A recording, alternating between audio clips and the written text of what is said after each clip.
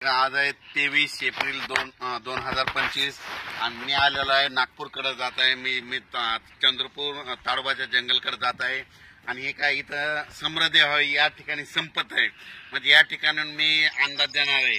आणि या नागपूरकडे आहे म्हणून सुरुवातीला सर्वात सांगतो की नागपूर भागातल्या सर्व शेतकऱ्याला सांगू इच्छितो की तुमच्याकडे म्हणजे 30 एप्रिल 1, 2, 3 मेच्या दरम्यान चांगला पाऊस पडणार आहे, गारपीट होणार आहे, म्हणून तुम्ही तुमच्या पिकाची काळजी घ्या। कारण की 30 एप्रिल 1, 2 मे 1, 2, 3च्या दरम्यान तुमच्या नागपूर भागामध्ये पूर्व विदर्भामध्ये चांगला गारपिटीसह वादळीसह पाऊस पडणार आहे, म्हणून तुम्ही हा अंदाज लक्षात घ्या। आणि योगायोगाने मी तुमच्या भागामध्ये ताडोबा जंगलाकडे जात आहे, म्हणजे ताडोबाला जात आहे, ताडोबा जंगल चंद्रपूर तिकडे एक प्रोग्राम आहे, तिकडे जात आहे आणि या ठिकाणी महाराष्ट्रातल्या सर्व शेतकऱ्याला अंदाज देत आहे।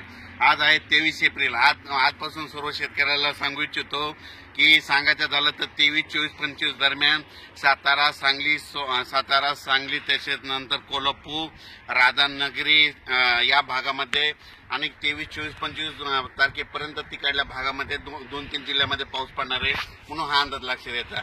त्याच्यानंतर कर्नाटकमध्ये पाऊस पडणार आहे, तेलंगणाला पडणार आहे। त्याच्यामुळे काय होणार आहे, जे कर्नाटकच्या सीमालगतचे जे भाग आहेत म्हणजे उमरगा झालं, नांदेड झालं, त्याच्यानंतर धर्माबाद झालं, त्याच्यानंतर धाराशिव, जत, मंगसूळ या भागामध्ये पावसाचं सत्र ह्या 5-6 दिवस चालूच राहणार आहे, म्हणून हे अंदाज लक्षात येतात।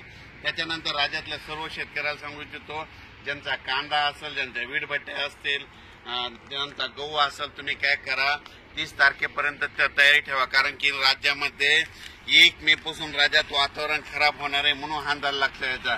सांगायचं झालं तर मधल्या याच्यामध्ये उत्तर महाराष्ट्रात देखील 1 मे 1, 2, 3च्या दरम्यान एक पावसाची शक्यता आहे, म्हणून उत्तर महाराष्ट्रातल्या शेतकऱ्यांना अंदाज लक्षात यायचा। त्याच्यानंतर